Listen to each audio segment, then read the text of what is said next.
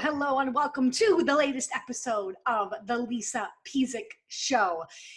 Excited today to explore a question that I got the other day with a client whose monthly membership we are building.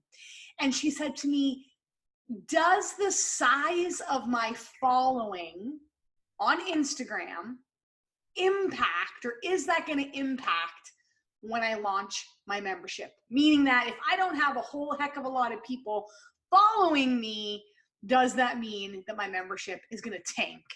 Which is, I think, a real fear for a lot of business owners, whether you're online or offline, launching something new, stepping out of your comfort zone. I think that's totally normal, and I know I felt it, to let the fear in, the fear of, oh my God, what happens if? And I think sometimes we have to take the time to explore that. Okay, what if? What if I launch it and the worst case scenario happens and nobody buys it? 9 times out of 10, it probably had absolutely nothing to do with the size of your list. It could have been your messaging. It could have been your marketing. It could have been you weren't clear.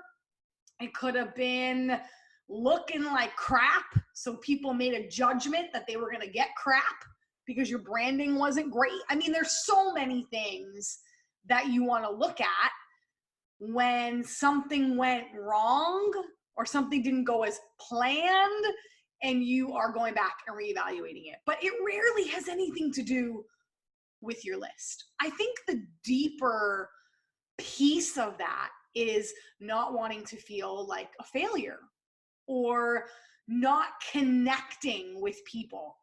Because as humans, we so desperately want connection. We so desperately sometimes need validation. How many times have you just had a crap day? And you go home and you tell your spouse or you tell your friend or you tell your mom or you tell whoever it is, and you're not looking for that person to fix you. You're not looking for that person to make it all better. You're not looking for that person to say the right thing.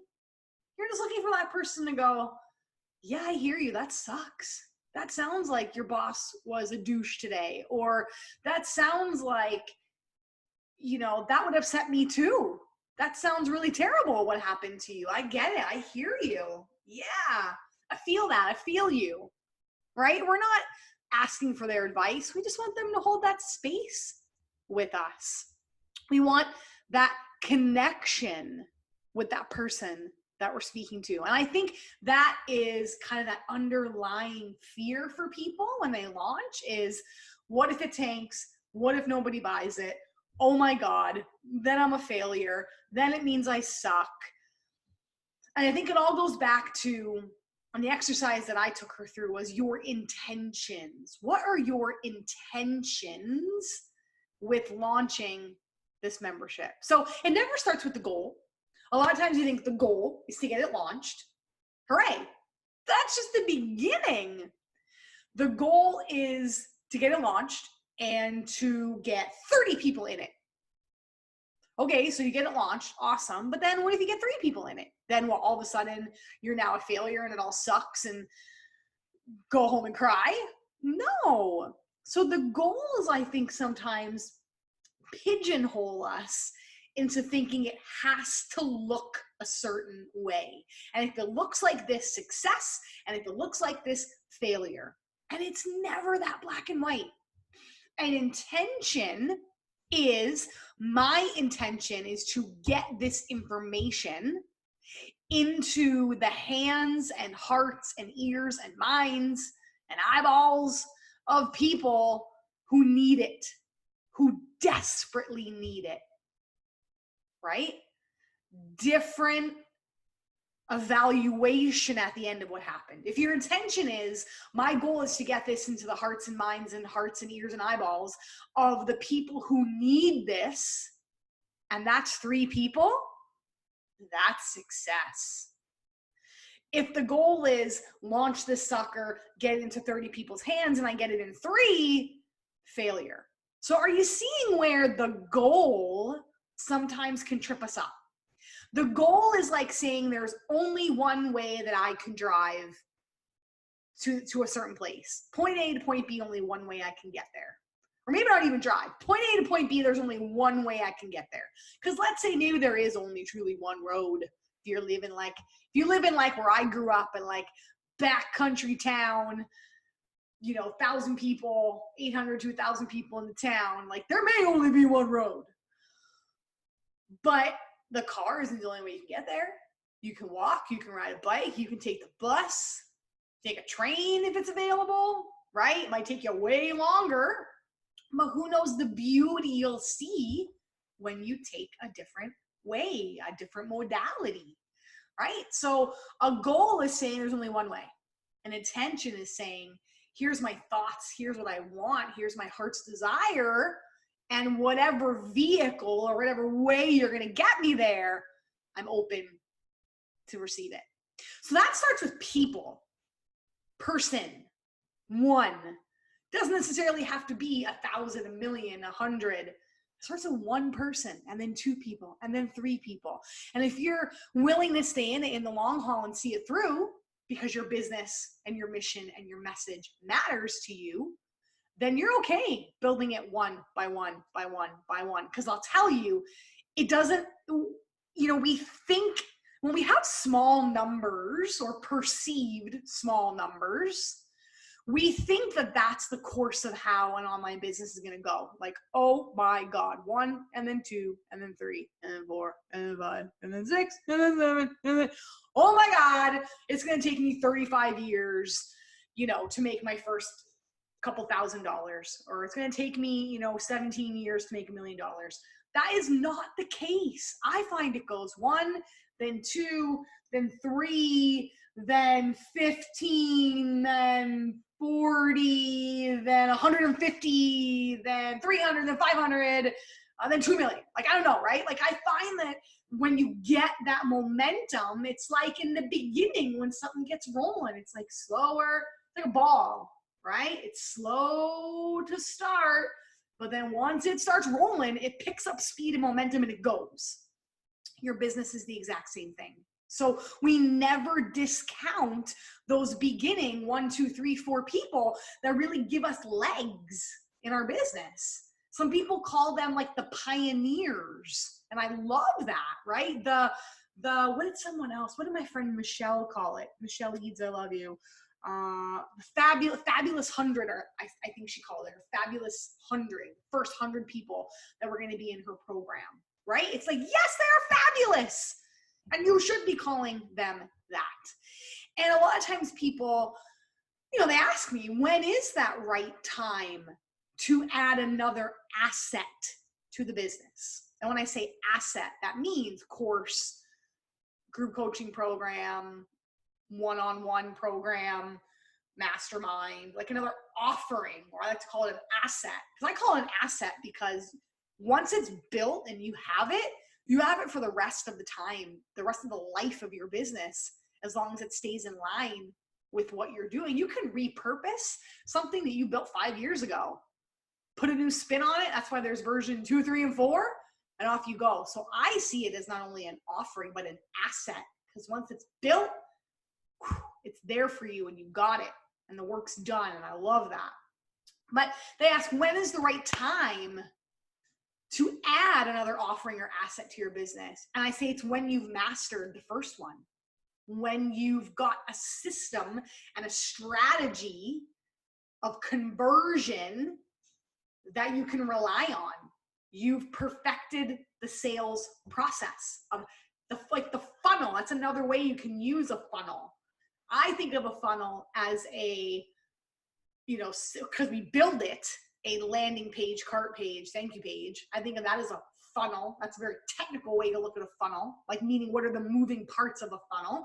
But a funnel could also be the way you funnel people into your system, meaning that I ran this ad and it went to this lead magnet or opt-in or freebie which then on the third email upsold them to the program and they took it. So you understand the buying process, the client journey. And that thing is just an evergreen revolving door. When I say evergreen, it means like you kind of set it and forget it. I mean, you don't have to manually do much with it. It's a system that runs on its own that makes you money. That is when you should add another asset. When you got something converting and ticking along that's doing amazing, and now you want to either upsell or you want to downsell somebody in the process. But that starts with perfecting it sometimes in a small group. So I always say you either want bodies or you want money. And sometimes for people, there really is no judgment. Sometimes you legit need money. And we've been there. Eric and I are both in high-level masterminds. And, you know, they're like Bo Eason and Brendan Burchard. They're like 20, 30, 40K a pop. And when we both invest in that sometimes, so I just need money, right? So it's like, that's fair enough to say I need the money. Or you say I want the bodies. And when you want the bodies, you're willing to beta test it at a lower price because you want it to be that hell yeah price. So people go, yeah, I'll throw $100 at that. Yeah, I'll throw $20 at that. Yeah, I'll throw $500 at that, depending on what you're delivering and what it is. You want more bodies in there so you can work out that rust. You can test it. You can, you know, work out those kinks, you know, those kinds of things. So bodies, or you price it higher, or you price it at what you're like eventually going to price it at right out of the get-go because you know the value and you need the money. But I'm going to caution you in terms of intentions, because that's what this whole thing is kind of about. Intentions and vanity metrics and getting over that, that enough is enough, like one person is enough. The intentions of money, right? Like if you're in that, I'll tell you, like that place where I was just talking about, Eric and I, where it's like, oh shit, we need money. That's a bad place to be in. And that doesn't happen, that doesn't happen anymore for us. But in the beginning, it was like, frick, we're going to take some risks because we want to go places in our business. And we invest wisely in our mentors and the things that we say yes to. And when I was leading with, oh my God, I need to make money, I was focusing on the lack, meaning I need to make money because I don't have it to pay off the credit card. Now we still invest. We invest smarter. We're making obviously more money than when we started because business has grown and it's beautiful. Now I have to change it to, my intention is I am open to co-create with the universe. And I'm open to the infinite possibilities in which that can happen. That opens the door for clients to now find me in a positive, happy, my woo-woo friends call it like high vibing, right? In a positive, a high vibing space is like, I'm open, universe, I'm open to receive the people who need me and the ways. I'm open for you to show me the ways that I need to co-create with you. Beautiful, as opposed to, oh my God, I'm broke, I need money. And your clients, they smell that, or potential clients smell that a mile away, that desperation. When you're saying you need money, nobody wants to be around that desperation. Nobody wants to be around that low vibe. So I've always led, and this is just me in my personal life, I've always led with bodies first. That high vibe of giving it to that beta group, wowing the pants off of them, you know, treating them no differently than if someone's paying you $500 or $5,000. Treating people the same with that same integrity, again, that same intention. I'm going to give you the best of me that I've got 24/7 or whatever that is, right? Anytime we're in contact with each other, I'm going to give you the best of me. That's my intention, regardless of what you're paying me. So start to really think about intentions before you launch something, intentions, and being realistic in that terms of like, what really did happen? Why am I calling this a failure when it actually really is a success? Because this was my intention and it happened. Maybe it didn't happen right now on the scale that I wanted it to happen, but it will happen. and open up the space for that. Right? So never discount your people, and never think that because you only have a list of 100 people or a following of a couple hundred people or 2 people or 10 people, it doesn't matter. That's where we all start. And I would rather have really heart-centered, beautiful people in my community and on my email list, opening my emails and picking up what I'm putting down and buying and referring, than a list of 10, 20, 30, 40,000 people that don't interact with me. Because that's not real community. And it's like, don't do that. Don't pay for likes. Don't pay for an email list. Eric was joking with me the other day because I got asked to be on a summit, and they asked the size of my list, and I told them, and they said, oh, that's considerably smaller than the other email lists that people have. There are people, bringing 40, 50, 60,000, people lists to this summit. I'm like, I don't care about that. I care about their open rates. I care about their conversion rates. I care about, if you're not in the digital marketing space, AKA, I care about how much people are interacting with you, how much they're buying from you, how much they're digesting your content. Because a list that is not doing anything with you will never buy from you, and they're just numbers. And that's just silly. We don't say stupid in our family. My 6-year-old's not allowed to use the word stupid. That's just silly. And my husband was joking with me, and he said, babe, if you really want to be on this thing, like this is like a big thing for you, and you really want to be on it, and they insist that you have to have a list, of 40,000 people. He's like, I can get you a list of 40,000 people. He's like, we can buy it. He's like, but you and I both know that that's, well, he said stupid, but we can say it to each other, right? But we can't say it around the 6-year-old, our 6-year-old, but he's like, that's just silly. That's just stupid. We're not going to do that. And I'm like, no, I'm not going to do that. I do things in an integral way. And if you don't want me in my quote unquote small list, then see you later. Right? Because I'm not about to be acting like something I'm not.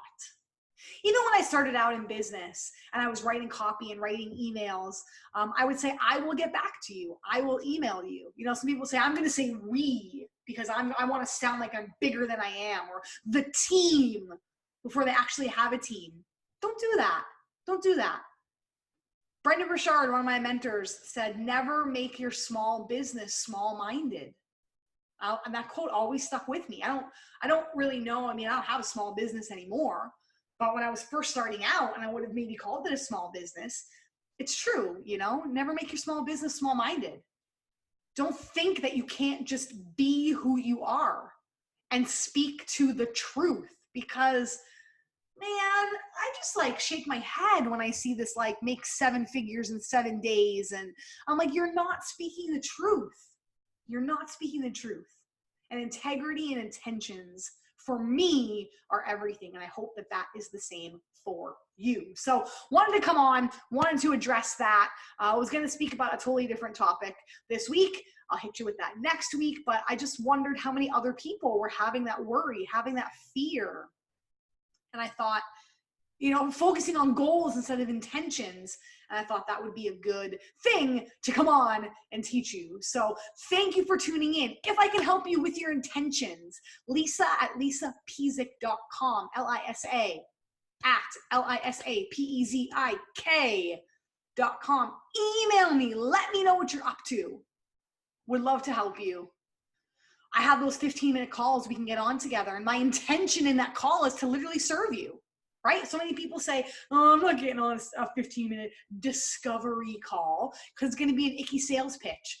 That is not how I do business. And you'll see that right on my website. If you go on there, lisapezik.com, the bottom of every page, you can sign up. You can email me or you can sign up. And it literally is to just give you a shit ton of value in 15 minutes. So you can go and make a change and fill a gap, pivot, do what you need to do so you're no longer stuck. Would love to serve you. Thanks for tuning in, and I'll see you again next time on The Lisa Pezik Show.